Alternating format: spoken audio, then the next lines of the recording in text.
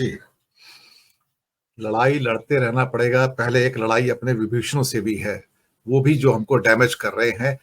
मुझे मालूम है वो आपकी थोड़ी मजबूरी है, आप नहीं कह पाएंगी वो बात, लेकिन हम वो बात कहेंगे कि शायद जब तक कमलनाथ जैसे लोग, मुझे याद है कि बघेल तो शासन कर रहे थे और उन्होंने सत्ता गंवाई थी, और कमलनाथ तो अभी कांग्रेस वहां खुद जीतना था लेकिन दूसरे जीते, तो अभी पूरी जीत हुई नहीं थी। पहले पुष्प गुच्छ लेके शिवराज के मामा के पास चले गए थे, ये लीजिए मेरी ओर से मुबारकबाद हो।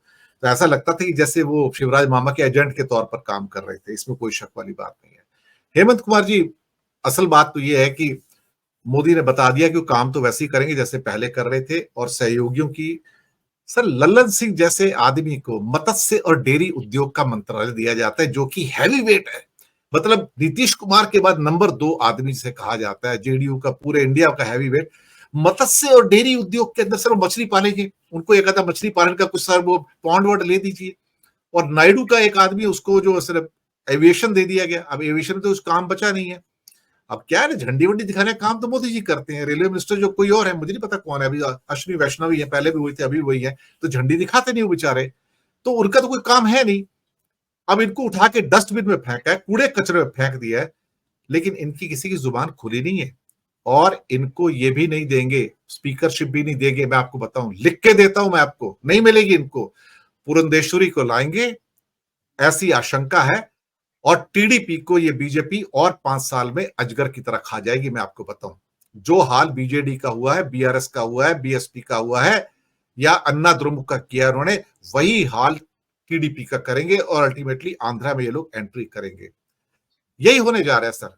वो आपको आपकी औकात रियलाइज करा रहे हैं कि आप कौन हैं, और आप कुछ नहीं कर पा रहे, कुछ नहीं, असहाय होकर खड़े हैं साहब।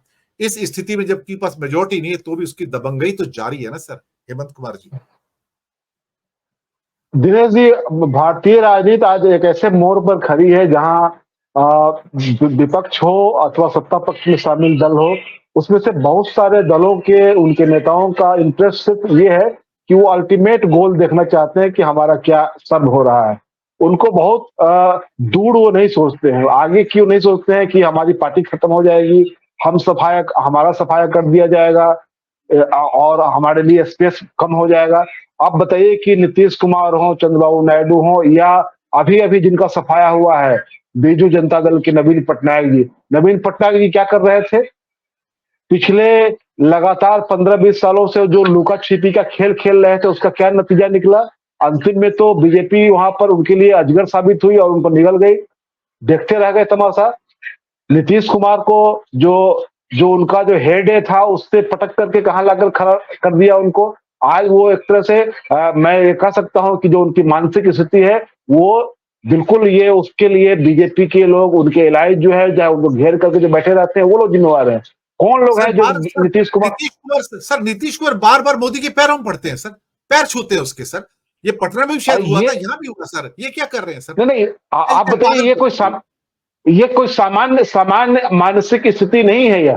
यह सामान्य मानसिक स्थिति नहीं है, और यह सामान्य मानसिक स्थिति यह भी नहीं है कि आप अचानक एक दिन मन हुआ आपका और आपने गठबंधन तोड़ लिया और चले गए। ये नीतीश जी का फैसला नहीं था, ये फैसला उन लोगों का था जो उनको घेर करके बैठे हुए हैं। 4-5 ऐसे लोग हैं जो उनकी इस मानसिक स्थिति के लिए जवाबदेह हैं, और जिनका अल्टीमेट गोल ये है कि उनको सारा बिहार का पैसा लूट करके और उनको बाहर के बैंकों में जमा करना है। इसी काम में लोग लगे हुए हैं, जो सुबह दिल्ली में रहते हैं और शाम में पटना पहुंचते हैं, फिर दूसरी फ्लाइट पकड़ करके उनका काम है कि वहां से ब्रीफकेस में पैसा भर के और दिल्ली पहुंचाना, फिर यहाँ से साइफन करना दूसरी जगहों पर।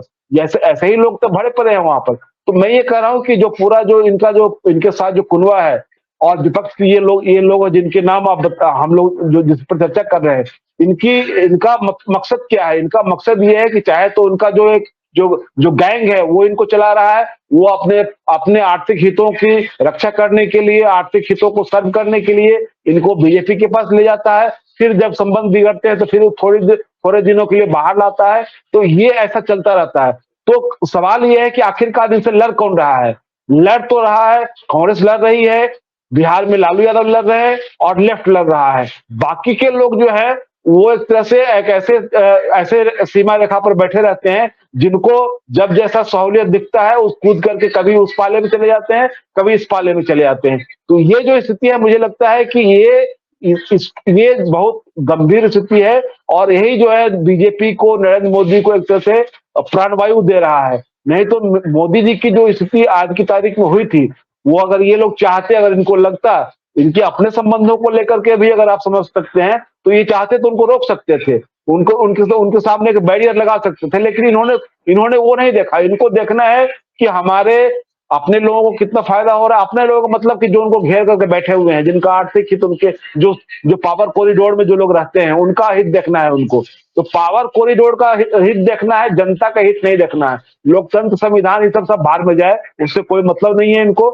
तो ऐसे लोग जो हैं, ऐसे लोग जब तक बने रहेंगे, जीत कर आते रहेंगे, वो बनता रहेगा। अब रही बात, एक बात और मैं कहना चाहता हूं, जो बात आप कह रहे थे, जैसे कि आपने मध्य प्रदेश में कमलनाथ का उदाहरण दिया, मैं दावे के साथ कह रहा हूं कि बिहार में अगर कांग्रेस अपने आप को पूरी तरह से ओवरवेलिंग नहीं करेगी, वहां पर अपना संगठन पूरी तरह से बदलेगी नहीं, नया नेतृत्व नहीं लेकर के आएगी, तमाम लोगों को हटाएगी नहीं, तब तक उसका कोई सुधरने वाला नहीं। वहां कांग्रेस की इस स्थिति के लिए लालू यादव को या तेजस्वी यादव को जवाबदेह नहीं ठहरा सकते हैं। आप बताइए कि वहां जैसे जैसे उम्मीदवार दिए गए, अब एक उदाहरण, अगर मुजफ्फरपुर में जिस तरह से आपने अजय निषाद को दिया, जो बीजेपी के सांसद वहां से थे, उसी सीट से, और बीजेपी ने उनको टिकट देना जरूरी नहीं समझा, आपने उठाकर उनको दे दिया।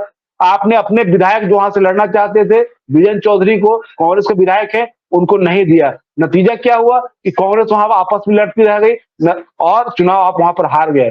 तो ये इस तरह के ढेरों उदाहरण है कि आप टिकट लेने से लेकर के और देने तक, उन तमाम चीजों में आप किसी पैरामीटर का ध्यान नहीं रखते हैं और जैसे तैसे आप लड़वाते रहते हैं। अब वहां जो प्रदेश अध्यक्ष है, उन्होंने अपने बेटे को महाराजगंज से उतार दिया। वहां वहां महाराजगंज से अगर अपने बेटे को नहीं उतारा रहता तो लड़ाई और वहां दूसरे तक की होती। तो ऐसे कई उदाहरण है कि जिससे लग रहा है कि कांग्रेस को अपने भीतर झांक करके, और ऐसे राज्यों में, बिहार में, मध्य प्रदेश में, ये सब राज्य हैं जहां कि आपको बिल्कुल निर्ममता के साथ पेश आना पड़ेगा, ऐसे लोग को हटाना पड़ेगा, तब जाकर के मुझे लगता है कि आपकी पार्टी में ये ताकत आएगी और आपका उसमें एक तरह से नया जीवन आएगा। और ये करने के लिए तो आपको खुद निर्णय लेने पड़ेंगे, अन्यथा ऐसे ही होता रहेगा, कोई कुछ कहता रहेगा। अब बताइए कि पप्पू यादव वाला अगर प्रकरण नहीं हुआ रहता, तो पप्पू यादव की वजह से एक बड़ा डेंट लगा इंडिया अलायंस को कि बहुत जगह यादवों ने वोट नहीं किया। तो ये इसको कौन रीड कर रहा था? कोई नहीं रीड कर रहा था। उसको रिजॉल्व करने की कोशिश नहीं की गई और छोड़ दिया गया। आज की तारीख में उसको खामियाजा भुगतना पड़ा। जी। गिरीश भाई, आपके पास आता हूं। हमारे एक